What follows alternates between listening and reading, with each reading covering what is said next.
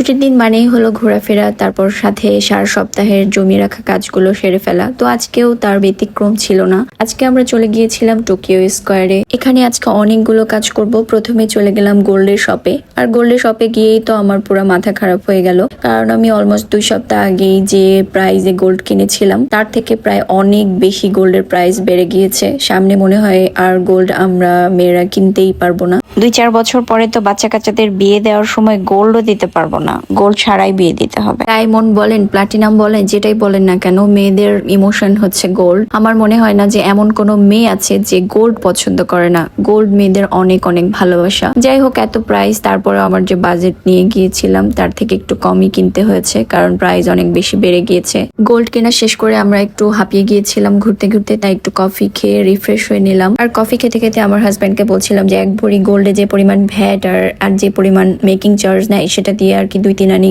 গোল্ডই কিনে ফেলা যায়। এত বেশি গোল্ডের মেকিং চার্জ আর ভ্যাট নেয় এরা। দেন চলে গেলাম স্কিন কেয়ার প্রোডাক্ট কিনতে। তো ওখানে আমি স্কিন কেয়ারের প্রোডাক্ট গুলা খুঁজে পাচ্ছিলাম না। আমি নর্মালি অনলাইন থেকে নেই, বাট এখানে আজকে গিয়েছিলাম, এখানে ভাবলাম হয়তো পাবো, বাট পাচ্ছিলাম না। তারপর চলে গেলাম হেয়ার ব্যান্ড কিনতে। হেয়ার ব্যান্ড জিনিসটা 2 দিন পর পর ভাঙবে আর আমি কিনবো।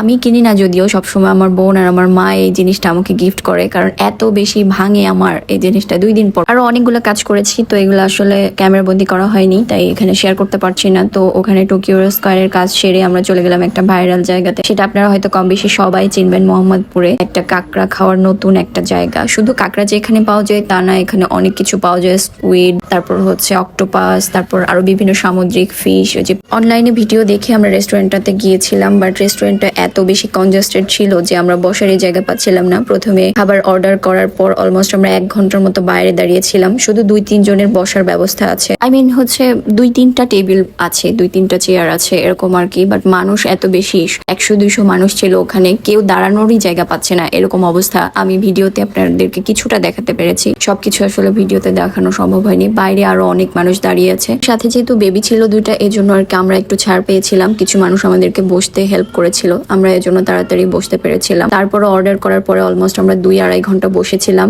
অনেকে তো এর চেয়েও অনেক বেশি সময় ধরে ওয়েট করছিল অর্ডার করার পর, কারণ এত বেশি মানুষ ছিল যে অনেক কিছু একসঙ্গে অর্ডারই করা যাচ্ছিল না। ওখানে অনেক খাবার আইটেম ছিল, বাট লিমিটেড কিছু খাবার আমরা অর্ডার করতে পেরেছিলাম। আমরা অক্টোপাসটা পাইনি, কারণ অক্টোপাসটা ফুরিয়ে গিয়েছিল। এখানে আমরা ক্র্যাব অর্ডার করেছিলাম, আর ওদের স্পেশাল একটা হচ্ছে পেঁয়াজও ছিল, ওটা বেশ খেতে মজা ছিল। তারপর কাঁকড়ার সাথে খাওয়ার জন্য লুচি অর্ডার করেছিলাম। লুচি যদিও আমরা 5টার বেশি পাইনি, কারণ লুচি ওরা দিতে পারছিল না, অনেক বেশি মানুষজন ছিল। তারপর অর্ডার করেছিলাম আমরা স্কুইড রিং, তারপর অর্ডার করেছিলাম ডরি ফিশ আর কি ফিশ যেন ফ্রাই। তো বেশ ভালো ছিল খাবারগুলা, খেতে বেশ মজা ছিল। কিন্তু